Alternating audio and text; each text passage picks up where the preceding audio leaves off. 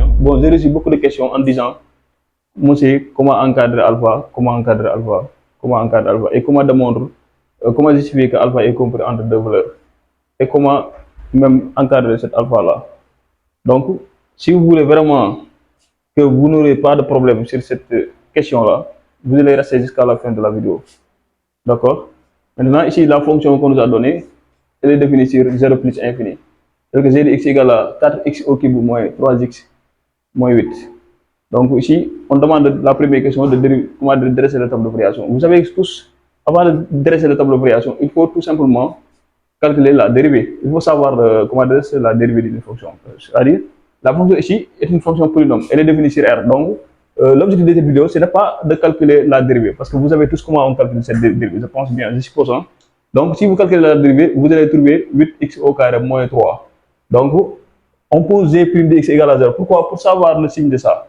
D'accord? Maintenant, si vous avez ça, si vous avez posé égal à 0, vous allez trouver x égale à 1 demi ou x égale à moins 1 demi.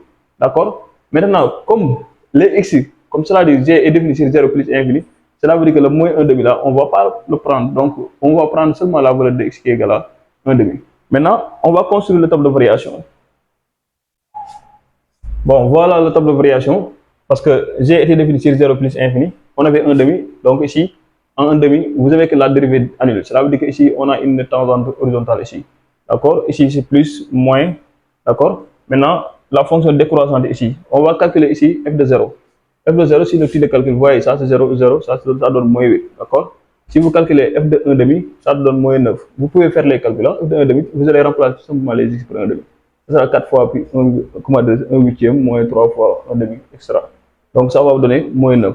Et si vous calculez la limite lorsqu'il tend plus infini, vous voyez la limite de ça, donc il va donner plus infini directement. D'accord? Voilà le tableau de variation. Donc c'est ça ce qu'on nous avait demandé, dresser le tableau de variation. On l'a fait. D'accord? La première question, elle est terminée.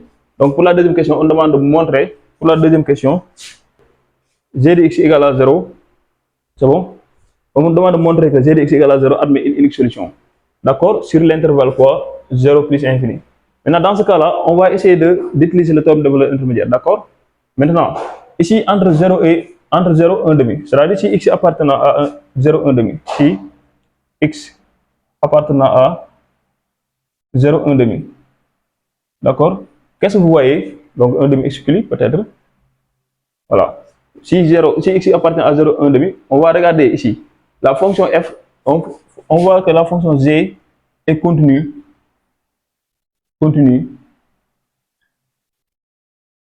est strictement décroissante, d'accord? Et strictement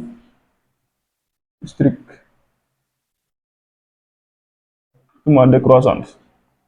Il faut écrire décroissante. Hein? Bon, je fais les vidéos, c'est pourquoi je mets cette flèche-là. Mais il faut écrire décroissante complètement, d'accord? Maintenant, mais est-ce que 0 est là? On va vérifier est-ce que 0 est entre les deux valeurs-là. Non. Mais 0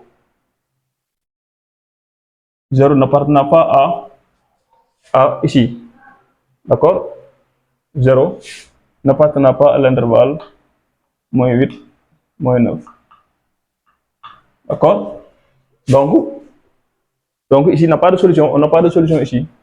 Donc, sur l'intervalle 0, 1 demi, on n'a pas de solution. Pas de solution. D'accord? Maintenant, on va regarder l'intervalle 1 demi. Si x appartenant à 1 demi, cette fois-ci, plus infini. On va regarder g. Comment est g? G est continu et strictement croissante. D'accord? G est continu et strictement croissante et 0 appartenant où? À moins 9 plus infini. Donc, sur l'intervalle, 1 demi plus infini, g de x égale à 0 admet une unique solution. Mais, on nous avait demandé, donc, dans l'intervalle 0 plus infini. Mais, qu'est-ce qu'on va faire? On va faire la réunion des deux solutions qu'on a. Par exemple, cet intervalle-là, on l'a étudié, on a vu qu'on n'a pas de solution ici. On a fait cet intervalle-là, on a trouvé qu'une seule solution. C'est-à-dire, si on fait la réunion des deux, donc on voit tout simplement que l'équation g de x égale à 0 sur 0 plus infini admet une unique solution, alpha, le alpha est compris bien sûr à 1 demi plus infini. D'accord? Voilà, donc c'est ça.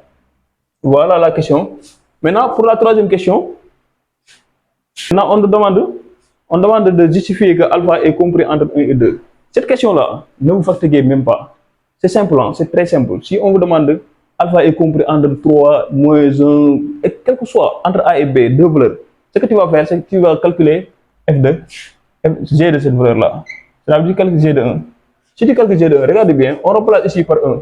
4, moins 3, moins 8. Donc 4 moins 3, ça reste ici 1. D'accord? 1 moins 8, ça donne moins 7. Ça donne ici moins 7. D'accord? Maintenant, vous calculez g de 2. G de 2 égale, vous remplacez ici par 2. Donc ce sera 4 fois 8. 4 fois 8 moins 3 fois 2, 6. D'accord? Si vous calculez directement, si vous remplacez, vous allez trouver 18. Donc cette valeur-là est inférieure à 0.